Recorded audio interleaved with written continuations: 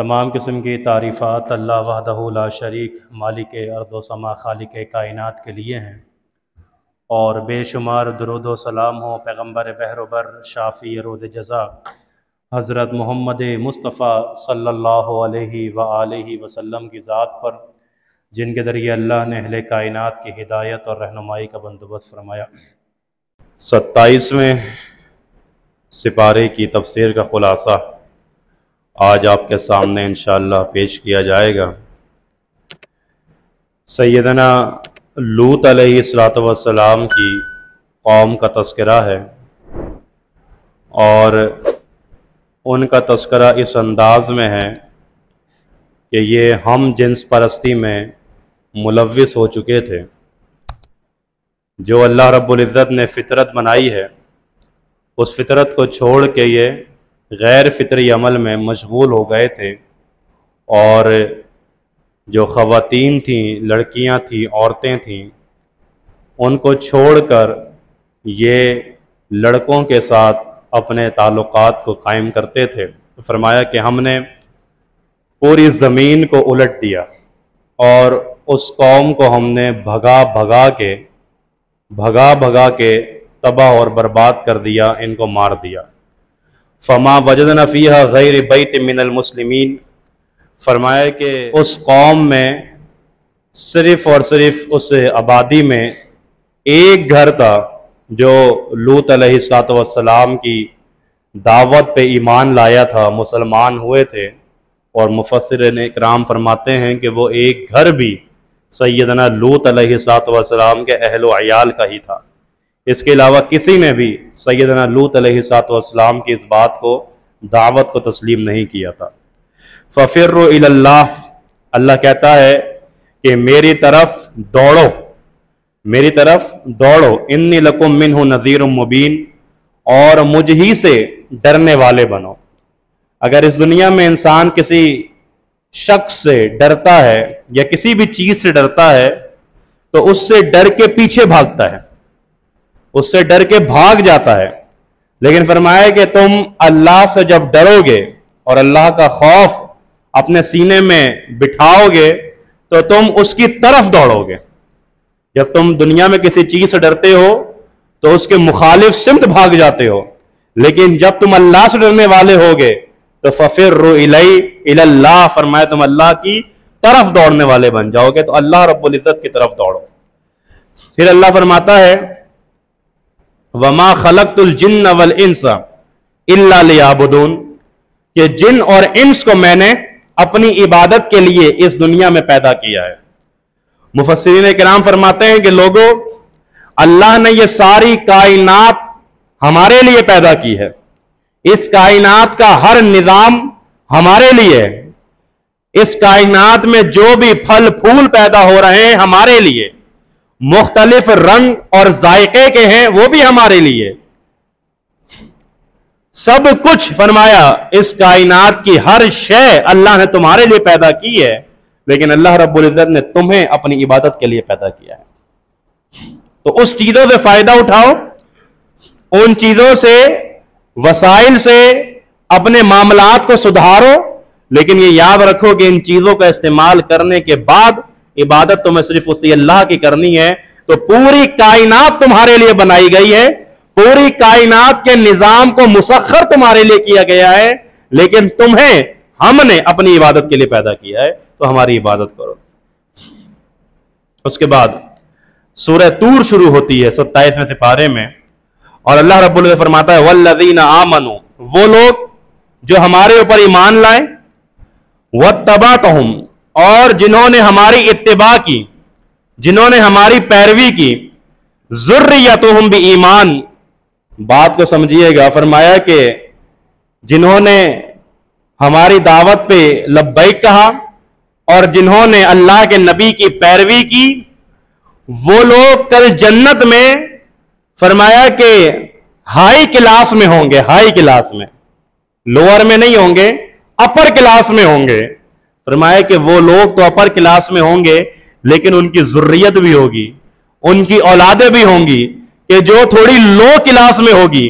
फरमाया कि हम तुम्हारे अमालों की बुनियाद पे, हम तुम्हारी नेकियों की बुनियाद पे, हम तुम्हारी ताबेदारी की बुनियाद पे, जो तुम्हारी औलाद लोअर क्लास में है उसको भी हम अपर क्लास के अंदर दाखिल कर देंगे तुम्हारी ताबेदारी की वजह से। तो वालिदैन को चाहिए कि अपनी औलादों के लिए नेकियां करें, अपनी औलादों के लिए अच्छे काम करें।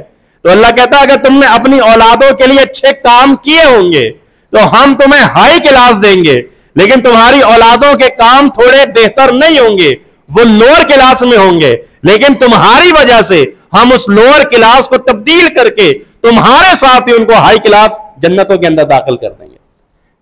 किस वजह से?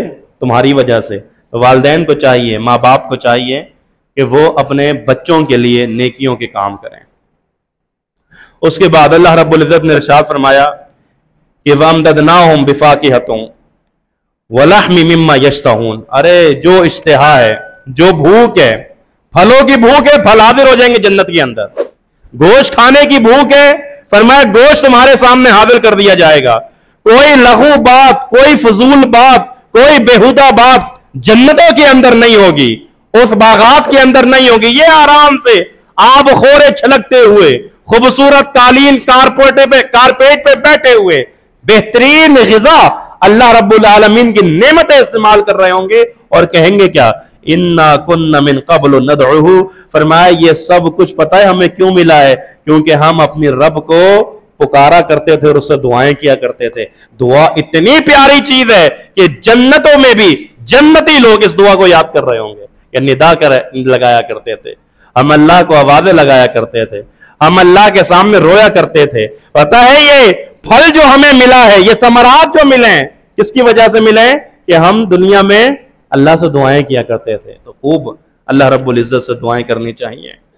उसके बाद सूरह नजम का जिक्र होता है। सूरह नजम, अल्लाहु अकबर, मेराज का वाकया। वन्नज्मि इज़ा हवा मा ज़ल्ला साहिबुकुम वमा गवा वमा यंतिक़ु अनिल हवा इन हुवा इल्ला वह्युन यूहा अल्लमहु शदीदुल क़ुवा ज़ू मिर्रतिन फस्तवा व हुवा बिल उफ़ुक़िल आला सुम्मा दना फ़तदल्ला फ़कान क़ाब क़ौसैनि औ अदना। जहाँ भी आयत का इख्तिताम होता है, खड़ा ज़बर के साथ अल्लाह रब्बुल इज़्ज़त इस आयत का इख्तिताम करता है। कैसा रिदम है कुरान पढ़ने में। अगर आप तरतील के साथ कुरान पढ़ें, दुनिया के सारे रिदम को भूल जाएंगे जो रिदम आपको कुरान करीम देता है तिलावत में। तो अल्लाह कहता है मा ज़ाग़ल बसर व मा तग़ा। आदाब मोहम्मद सल्लल्लाहु अलैहि वसल्लम को बयान किया। फरमाए कि जब मोहम्मद सल्लल्लाहु अलैहि वसल्लम हमारे सामने खड़े थे, अल्लाहु अकबर, मा ज़ाग़ल बसर व मा तग़ा, ना ही इनकी आंखों ने कोई सरकशी की और ना ही इनकी आंखें यहां से वहां बहकी। इसका मतलब क्या है? इसका मतलब यह है कि आंखों का बहकना यह होता है कि आपका सर तो नीचे है लेकिन इधर उधर आप इस तरीके से देख रहे हैं कि आगे पीछे क्या हो रहा है, यह होता है बहकना। और एक होता है तगा, सरकशी, कभी इधर जा रहे थे, मुंडी इधर घूम रही है देखने के लिए क्या हो रहा है, कभी यहां देख रहे हैं क्या हो रहा है, कभी ऊपर कभी नीचे, चारों। फरमाए कि ना हमारे पैगंबर की नजर बहकी और ना ही सरकशी में रही, बल्कि अदब के साथ, एहतराम के साथ मोहम्मद सल्लल्लाहु अलैहि वसल्लम की निगाहें झुकी रही हैं। अल्लाह रब्बुल इज्जत ने मकाम मोहम्मद बयान किया है सल्लल्लाहु अलैहि वसल्लम। फिर उन लोगों के लिए कि जो कहते हैं कि मोहम्मद का पकड़ा छुड़ा कोई नहीं सकता, माद अल्लाह सल्लल्लाहु अलैहि वसल्लम, कि हम तो बैत याफ्ता हैं फला पीर साहब के, फला मुर्शिद के, वो हमें अपने चादर और अपने दामन के साथ पकड़ के जन्नत में ले जाएंगे। अल्लाह कहता है वकम मिन मलकिन फिस समावाति ला तुगनी शफाअतुहुम शय्यन इल्ला मिन बादि अन यअज़नल्लाहु लिमन यशाअ व यर्ज़ा। लोगों क्या समझते हो, शिफात ऐसे ही मिल जाएगी, सिफारिश तुम्हारी ऐसे ही हो जाएगी जब तक परवरदिगार आलम का हुक्म नहीं होगा, किसी की मजाल नहीं होगी कि वो किसी दूसरे की सिफारिश कर सके। बल्कि अल्लाह कहता है सिफारिश उसकी होगी लिमन यशा, जिसकी अल्लाह चाहेगा, और वयर्ज़ा, जिससे अल्लाह राजी होगा, जिससे अल्लाह राजी हो चुका होगा, जिससे अल्लाह राजी होगा, फरमाया उसी की सिफारिश होगी, उसी की शफाअत होगी और उसी की सिफारिश कबूल भी की जाएगी। तो ये मत सोचो कि फला फला बंदा, फला बंदा, फला पीर साहब, फला मौलवी साहब, फला ये फला वो मुझे पकड़ के जन्नत में ले जाएंगे। अल्लाह के इज़्न के बगैर सिफारिश नहीं है, अल्लाह के हुक्म के बगैर सिफारिश नहीं है। सिफारिश उसी की होगी जिसकी अल्लाह चाहेगा, और उसी की होगी जिससे अल्लाह राजी होगा। फिर फरमाया फारिज अम्मन तवल्ला, और लोगों अल्लाह के जिक्र से मुंह मत मोड़ो। ये मुंह तुम्हारा ऐसा है, नमाज का टाइम हुआ और तुमने अपना मुंह किसी और तरफ मोड़ लिया, नहीं। अल्लाह के जिक्र से मुंह मत मोड़ो। जब तुम अल्लाह के जिक्र से मुंह मोड़ोगे तो फरमाया अल्लाह भी तुमसे मुंह मोड़ लेगा। जब अल्लाह तुमसे मुंह मोड़ लेगा तो फिर कोई तुम्हारा पुरसाने हाल नहीं होगा। इसलिए फरमाया कि अल्लाह रब्बुल आलमीन से मुंह मत मोड़ो, वरना अल्लाह भी तुमसे मुंह मोड़ लेगा। अब आप लोग भी जरा तवज्जो सुने, और ख़वातीन भी, माएँ जो बैठी हुई हैं वो भी जरा तवज्जो सुने। अल्लाह रब्बुल इज़्ज़त इरशाद फरमाता है कि हमने माँ के पेट को, अल्लाह अकबर, ये 9 माह जो तकलीफ बर्दाश्त करती है, अल्लाह ने मकाम भी फिर इतना आला दिया, ऐसा रुतबा दिया है, ऐसा मकाम दिया है। फरमाया कि हमने इस माँ के पेट को बच्चों के लिए, तुम्हारी औलादों के लिए जन्नत बना दिया, जन्नत बना दिया। माँ का पेट जन्नत बना।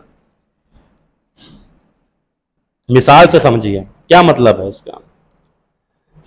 कोई सबब तो नहीं बन रहा, कोई वसीला तो नहीं बन रहा कि बच्चा बाहर आके कुछ खा पी रहा है, उसको फिर आप वापस पेट में रख देते हैं, ऐसा तो कुछ नहीं, ऐसा नहीं। मिसाल के तौर पे आप बाहर निकलते हैं, बाहर निकलने से पहले मौसम देखते हैं कि बादल गहरे आए हुए हैं, बदली बादल गहरे हैं, तो आप अपने साथ एक छतरी रख लेते हैं कि बाहर निकलूंगा, अगर बारिश हो गई तो छतरी काम आए। बादल को देखा आपने तो आपने यह सोचा कि यह बारिश का सबब है, यह सबब है बादल, क्योंकि अब जब बादल आ गए तो इसका मतलब यह है कि अब बारिश होगी, पानी बरसेगा। अल्लाह कहता है यह सबब तुम्हारे लिए है, हमें पानी बरसाने के लिए बादल की जरूरत नहीं है, ये तुम्हारे लिए है कि तुम देखते हो। अल्लाह रब्बुल इज्जत बगैर बादलों के, बगैर बदली के पानी को बरसाने पर कादिर है। फरमाया इसी तरह तुम जन्नतों के अंदर भी जो मेवे खाओगे, जो खुराक खाओगे, जो ग़िज़ा खाओगे, उसके लिए तुम्हें मेहनत नहीं करनी पड़ेगी कि तुम्हें पकाना पड़ेगा, तुम्हें खरीदना पड़ेगा, तुम्हें ज़िबा करना पड़ेगा, उसके बाद तुम खाओगे। ये सब तुम्हारे, तुम सोच रहे हो हम तुम्हें बगैर असबाब के चीजें मुहैया करेंगे।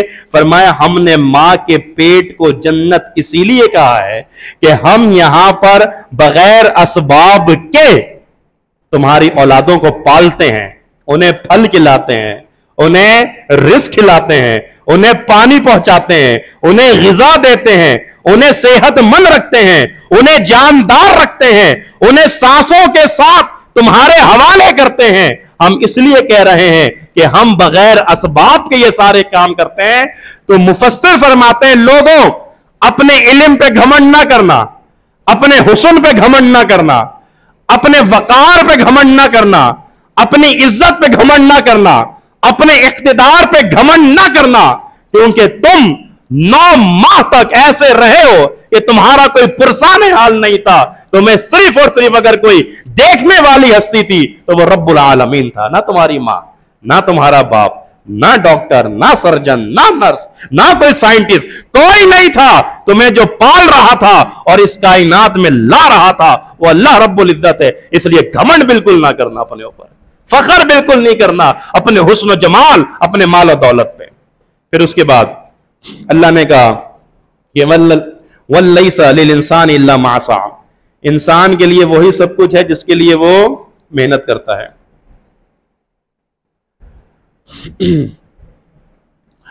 जिसके लिए वो मेहनत करता है।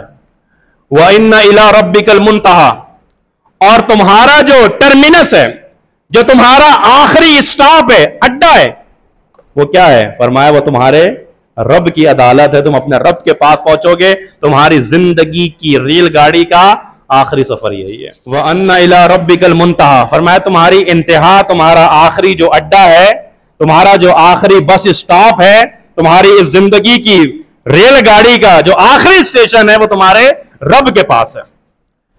अच्छा, मुफस्सिर इस पर खूबसूरत तफसीर करते हुए फरमाते हैं कि इंसान को उस वक्त तक चैन आ ही नहीं सकता जब तक कि वो अल्लाह के पास ना पहुंच जाए। परेशान ही रहेगा, परेशान ही रहेगा, क्योंकि आखिरी इम्तिहान में जब तक नहीं पहुंचेगा उस वक्त तक परेशान रहेगा। और एक सियासतदान ने भी कहा ना कि कब्र तो चैन जो है, सुकून वो कहाँ है? कब्र में है। मर जाओगे फिर सब सुकून है, फिर जिंदगी की सारी पंचायतें खत्म हो जाएंगी। तो मुफस्सिर कहते हैं कि जब तक तुम अल्लाह के पास नहीं पहुंचोगे इस जिंदगी के झमेलों में परेशान रहोगे, हमेशा तंगदस्ती और हमेशा परेशानी का शिकार रहोगे। तुम्हारी आखिरी इम्तिहा यह है। इसकी एक मिसाल मैं आपको देता हूं। यूं समझिएगा कि एक बच्चा है जो अपनी मां का दूध पीता है। मां किचन में कोई काम कर रही है, बच्चे को भूख लग गई, वो तो चीख पुकार मचा दी उसने। अब मां ऐसा काम कर रही है कि फौरन उसको छोड़ नहीं सकती, तो वो जो निपिल आता है, चुसनी, वो उसको जाके उसके मुंह में, अब वो उसको करके थोड़ा सा रिलैक्स हो जाता है। उसको फीड नहीं मिला, उसको ग़िज़ा नहीं मिली, लेकिन वो रिलैक्स हो गया। रिलैक्स कितनी देर होगा? 1-2 मिनट तक रिलैक्स, फिर वो निकाल के पेगा, फिर चीख। जब तक मां सीने से लगा के उसे अपना दूध नहीं पिलाएगी, बच्चा रिलैक्स नहीं होगा। तो जब तक अल्लाह के पास बंदा नहीं पहुंचेगा, इस कायनात में रिलैक्स नहीं होगा, इंसान परेशान ही रहेगा, कहीं ना कहीं परेशानी रहेगी। इसकी एक और मिसाल, बड़ी खूबसूरत मिसालें पेश की इस हवाले से। कहने लगे एक बादशाह का दरबार लगा हुआ था। उस बादशाह के दरबार में ना एक बच्चा रोए जा रहा है, रोए जा रहा है। बादशाह वजीर को देखे, वजीर कहे कि बादशाह कुछ कहें तो मैं फिर बोलूं। फिर रोए जा रहा है, रोए जा रहा है। बादशाह तंग आके बोलता है वजीर को, भाई क्यों रो रहा है? बुला के लाओ उसको। कह रहा है दरबार में आना चाह रहा है। अच्छा बुलाओ इसको दरबार। दरबार में आ गया बादशाह सलामत के सामने, रोए, फिर भी रोए जा। भाई क्यों रो रहा है, क्या चाहिए? हाथी चाहिए। बच्चा कहता है हाथी चाहिए, ले आओ जी हाथी ले आओ उसके लिए। हाथी आ गया, हाथी को थोड़ी देर देगा, फिर रो रहा है। अब क्या चाहिए? तो वो मिट्टी का गिलास पड़ा वो चाहिए। मिट्टी का गिलास ले आओ भाई इसके लिए। मिट्टी का गिलास आ गया। थोड़ी देर हाथी को भी देखता रहा और उस मिट्टी के गिलास को भी देखता रहा। इन दोनों को देख देख के जब थक गया, फिर रो रहा है। भाई हाथी चाहिए था, मिल गया, गिलास चाहिए, अब क्या करना है? अब क्यों रो रहा है? कहने लगा हाथी को इस गिलास में डालो, हाथी को इस गिलास में डालो। ये क्या है? ये सारी चीजें मिसाल आपके सामने इसलिए बयान की जा रही हैं कि इंसान पहले ये, फिर ऐसा कर लूं, फिर वैसा कर लूं, मरते दम तक ख्वाहिशात खत्म नहीं होती। पर मैं जिस वक्त मर जाएगा सुकून उसी वक्त मिलेगा। व अन्ना इला रब्बिकल मुंतहा, रब के पास पहुंचेगा। अगर तेरे अमाल अच्छे होंगे तो पुरसुकून रहेगा, इत्मीनान के साथ रहेगा, वरना दुनिया में तेरी ख्वाहिशात खत्म नहीं होती। अल्लाह अकबर। इंसान की ख्वाहिश की कोई हद नहीं।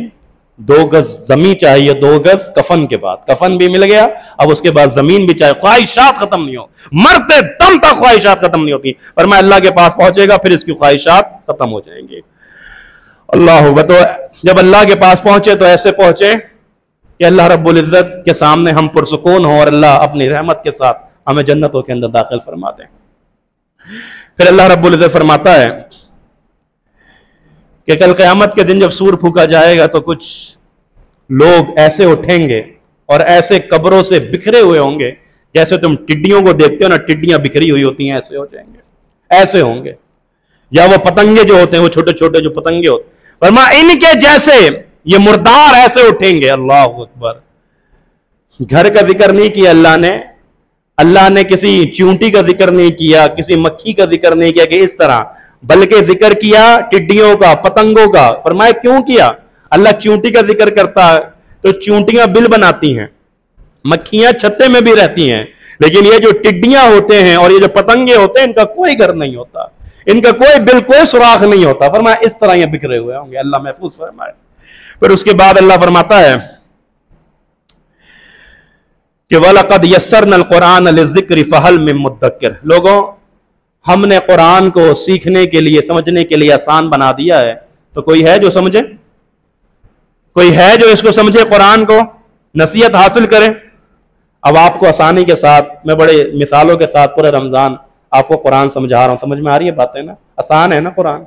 कौन कहता है कि बिस्मिल्लाह का बे समझने के लिए इतने उलूम चाहिए, ये चाहिए, वो चाहिए? ओ भाई, तर्जुमा पढ़ लो, उलमा से राब्ता कर लो, एक एक आयत के अंदर ऐसे ऐसे हीरे और मोती मिलेंगे, हैरान रह जाएंगे।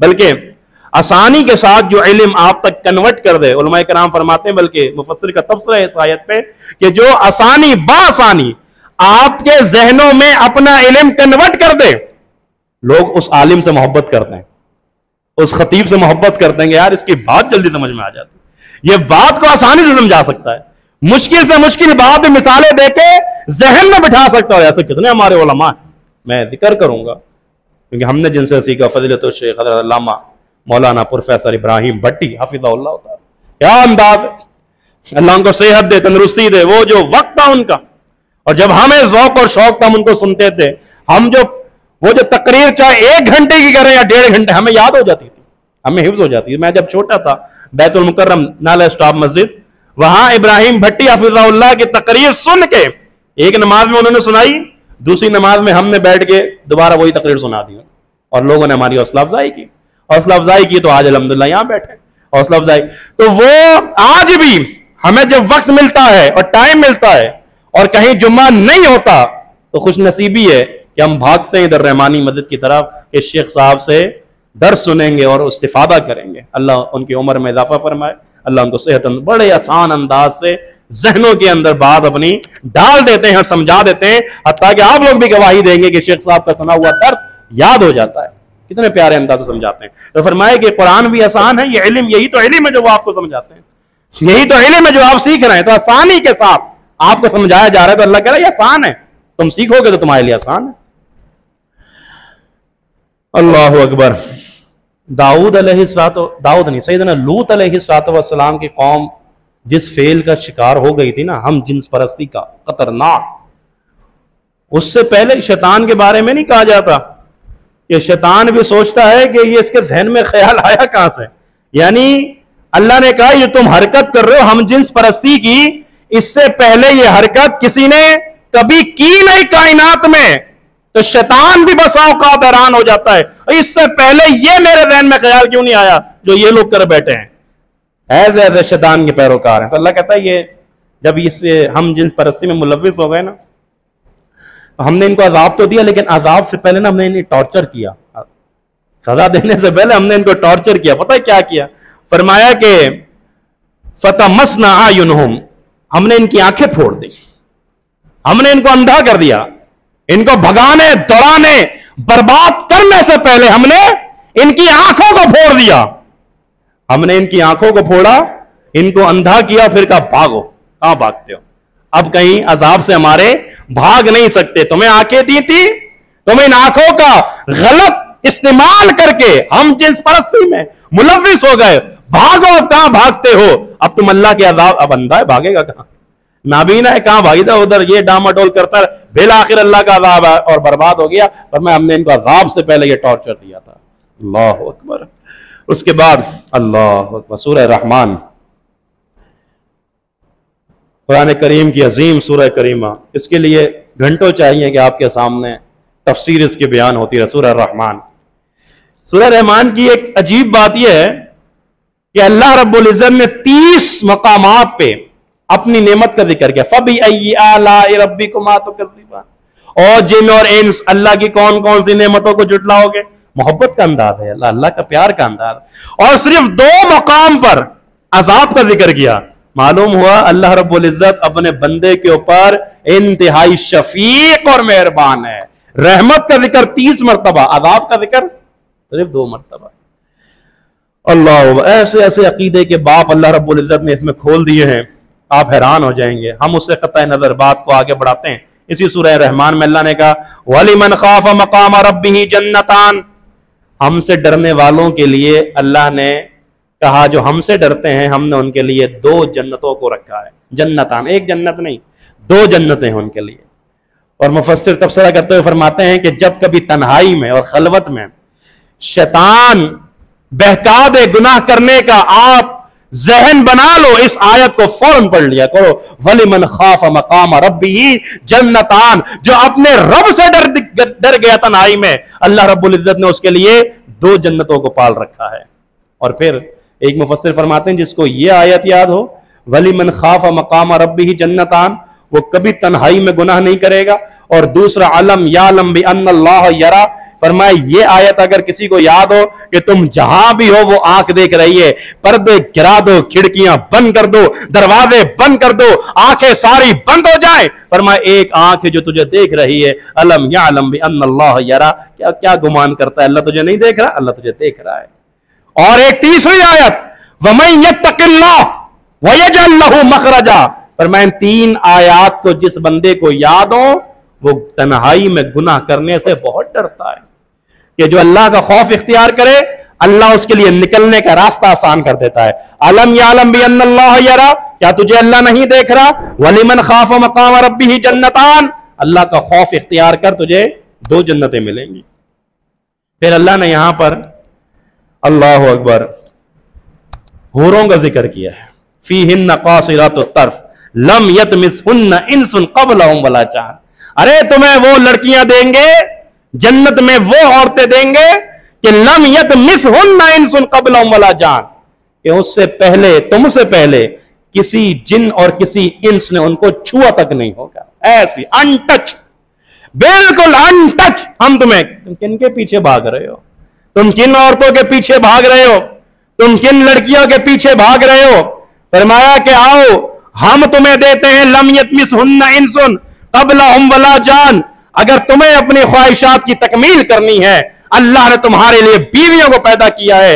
इन औरतों लड़कियों के पीछे जिनसे तुमने निकाह नहीं किया हुआ, उनके पीछे भाग भाग के अपनी जिंदगी को बर्बाद नहीं करो, वरना पछताओगे कि ये जो औरतें जिनका हम तुमसे वादा कर रहे हैं ये तुम्हें मैसर नहीं आएंगी।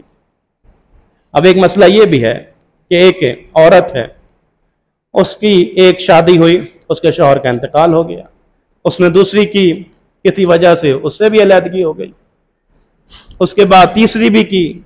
अब ये 2-3 जो शौहर हैं, अब ये भी अगर जन्नत में चले जाते हैं और ये औरत भी जन्नत में चली जाती है तो किसके साथ रहेगी? क्या होगा? वजाहत कर दी अल्लाह के नबी सल्लल्लाहु अलैहि वसल्लम ने कि ये इस औरत के इख्तियार होगा कि वो अपने किस शौहर के साथ रहना चाहती है। वो औरत के ऊपर, वो किस शौहर के साथ रहना चाहती है।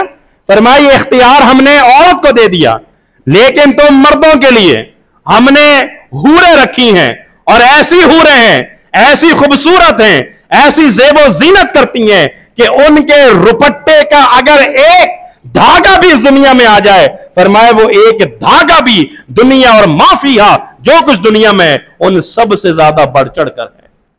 सिर्फ एक धागा भी उस हूर का। तो किन के पीछे भाग रहे हो? किन के पीछे ख्वार हो रहे हो? जो 10 दिन ना नहाए तो बालों के अंदर जुएं पड़ जाए, उनके पीछे भागो, उनके पीछे। फरमाया ये है ये, और फिर इनकी एक सिफ्त बयान की। फरमाया ये इतनी खूबसूरत है, पता है क्यों? खूबसूरती के बावजूद अल्लाह कहता फीहिन्ना कासिरातुत तर्फ, खूबसूरत हैं, हसीन हैं, जमील हैं, अपनी निगाहों को नीचे रखती हैं। अल्लाह अकबर। फरमाया हुस्न हो और शर्म ना हो, ऐसा हुस्न किसी काम का नहीं। हुस्न हो और हया ना हो, ऐसी हया किसी काम की नहीं है। जितनी भी हसीन हो, खूबसूरत हो, जमाल भरा हुआ हो, लेकिन अगर बाहया नहीं है, बाकिरदार औरत नहीं है, बाशर्म नहीं है, बागैरत नहीं है, तो फिर उसका वो हुस्न और जमाल किसी काम का नहीं है। ये हसीन है, ये जमील है, लेकिन अपनी आंखों को झुका के रखती हैं। फीहिन्ना खैरातुन हिसान। फरमाया कि खैरात का मतलब यह है कि इनका करैक्टर बहुत आला है, इनका किरदार बहुत आला है, और हिसान ये खूबसूरत बहुत है, हसीन बहुत है। मुफस्सिर कहते हैं कि अल्लाह ने करैक्टर का जिक्र पहले किया, किरदार का जिक्र पहले किया, खूबसूरती का बाद में। तो तुम्हें भी जब अपने लिए निकाह के लिए औरत चाहिए हो तो पहले करैक्टर देख लो, पहले किरदार देख लो, पहले उसकी तहजीब देख लो, पहले उसका उठना बैठना देख लो, चाल चलन देख लो। खूबसूरती दूसरी बात है, खूबसूरत दूसरी है। खूबसूरती तो रहती भी नहीं, सारी जिंदगी खूबसूरती रहती है नहीं। 5 साल 10 साल 2-3 बच्चे, फिर क्या? उसके बाद वफा होती है, मवद्दत होती है, अल्लाह रब्बुल इज्जत दिलों के अंदर शफकत डालता है, मोहब्बत डालता है। अगर आप सिर्फ खूबसूरती देखते हैं, लेकिन अगर चाल चलन की सही नहीं, किरदार सही नहीं, बाखलाक नहीं है, तहजीब का दामन नहीं है, सारी जिंदगी रुल जाओगे, सारी जिंदगी परेशान। तो अल्लाह से नेक बीवी मांगा करो, नौजवानों को कह रहा हूं। फिर अल्लाह रब्बुल इज्जत ने जिक्र किया सूरतुल वाक़िया। अल्लाहु अकबर। फरमाया कि ला यस्माऊन फीहा लगवन वला तासीमा, ये जब हम ये जो जन्नत में चले जाएंगे ना, जन्नत में जाने के बाद कोई बेहुदा बात नहीं सुनेंगे। बेहुदा बात, अरे दूर की बात है, उसका एक जर्रे के बराबर भी इनके कानों में नहीं पड़ेगा, एक जर्रे के बराबर भी बेहुदा बात नहीं सुनेंगे। क्यों? जन्नत पाकीज़ा लोगों के लिए है, पाकीज़ा जगह है। पाकीज़ा जगह में पाकीज़ा बातें, पाकीज़ा जगह में बेहुदा बातें नहीं। पाकीज़ा जगह ये अल्लाह की जमीन भी है। जन्नत ये जो टुकड़ा है मस्जिद का पाकीज़ा है। इस पाकीज़ा जमीन पे, इस पाकीज़ा मकाम पर अगर ऐसे काम हो जाएं कि जो अल्लाह की नाफरमानी के हों तो अल्लाह को ये पसंद नहीं है। जगह पाकीज़ा, बातें पाकीज़ा, जगह पाकीज़ा, लोग पाकीज़ा, किरदार पाकीज़ा, खाना पाकीज़ा, ग़िज़ा पाकीज़ा, हर चीज आपकी पाक और साफ होनी चाहिए। अल्लाह अकबर। अब दिलों को थाम ले बड़ी। फलौला इज़ा बलगतिल हुल्क़ूम व अंतुम हीनइज़िन तंज़ुरून, जब ये मौत हुल्क़ूम तक पहुंचती है और तुम देख रहे होते हो कि ये इंसान अब मरने वाला है, क्या कर सकते हो तुम? व अंतुम हीनइज़िन तंज़ुरून, तुम सिर्फ देख सकते हो। तुम इतने बेबस हो, तुम इतने मोहताज हो कि तुम्हारे सामने तुम्हारा बाप जा रहा हो इस दुनिया से, तुम रोक नहीं सकते। डॉक्टर खड़े हैं, सर्जन खड़े हैं, बड़े बड़े ऑपरेशन करने वाले लोग खड़े हैं, लेकिन हमारा हुक्म आ गया।